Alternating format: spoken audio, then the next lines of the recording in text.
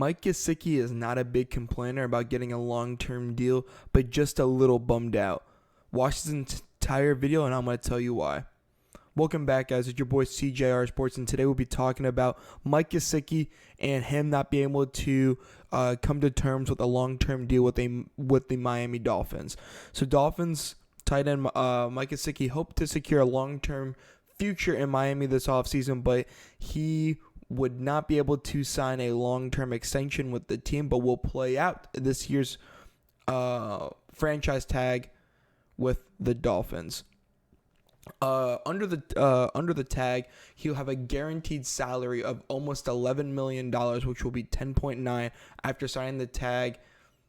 He said on Saturday that he is not upset about things, about how it played off this offseason. This is what he said to Barry Jackson from the Miami Herald.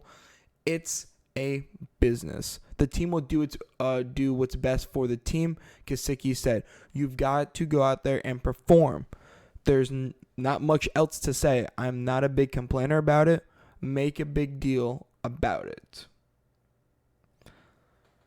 Gesicki said that he also thinks that he'll get the contract he wants if he earns it this year. Doing so well requires him to do different things on the field.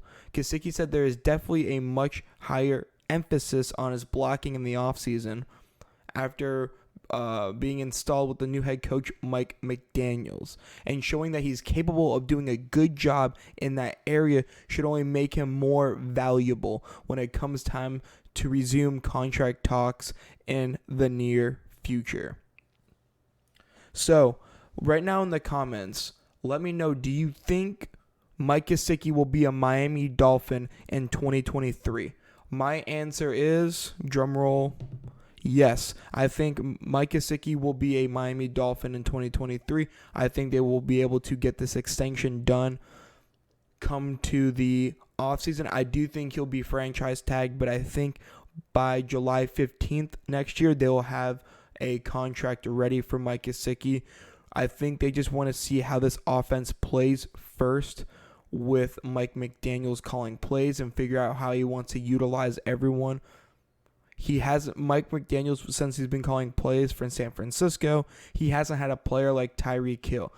He had Deebo Samuel, he had Trent Williams, he had George Kittle, he had Brandon Ayuk, Raheem Mostert, but he never had a player as fast and as dynamic that can take a 3-yard slant, 75 yards to the house. I don't think he's had a player like that. You can argue Deebo Samuel, but pure speed alone, he has had a player not close to that. And then you look to the other side of the offense, then you have Jalen Waddle. I mean, you have two dynamic players. I think Mike McDaniels wants to see what he has in Tyreek Hill and Jalen Waddle first before he goes out and, one, is going to pay a tight end, and B, pay a running back big money.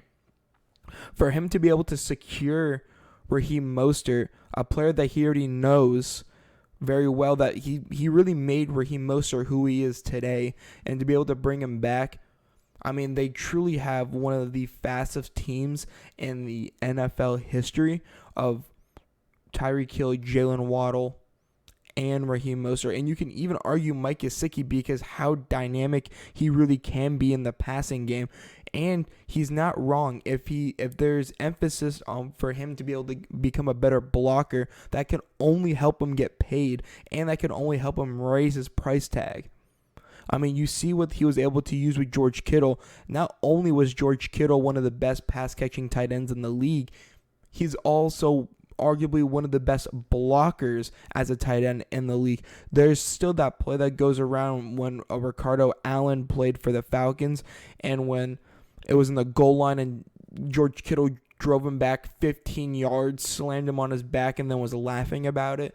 I mean, George Kittle's an absolute animal when it comes to not just pass catching, but blocking. And if Mike Gesicki is able to improve that, he doesn't have to be as good as a pass blocker like Kittle, but if he can improve it and they're able to keep him on the field as a 3-down tight end, that changes his games, and that can only help his price tag. But guys, I just want to say thank you so much for 100 subscribers. I think we're like at like 109 or 110. Thank you. But road to 1,000 now. So if you haven't, make sure you hit the subscribe button and like this video. Liking this video helps it out to get to more people. So I would truly appreciate if you do that. And it's your boy, CJR Sports, and I'm out. Peace, guys.